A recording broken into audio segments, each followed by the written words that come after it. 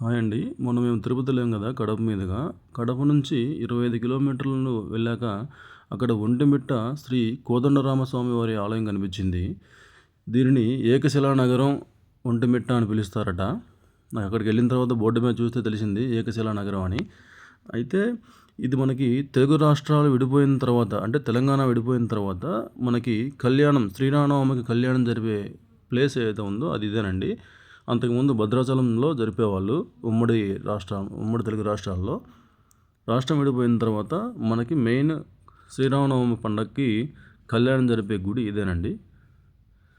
తిరుపతి వెళ్తుంటే కనిపించింది.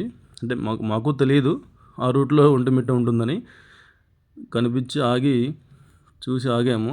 ఆగి దర్శనం చేసుకొని వెళ్ళాము. గుడి చాలా బాగుంది. చాలా పాతకాలం గుడి. ఇది కూడా 1500 years టైం బ్యాక్ నిర్మించారండి. చాలా బాగుంది.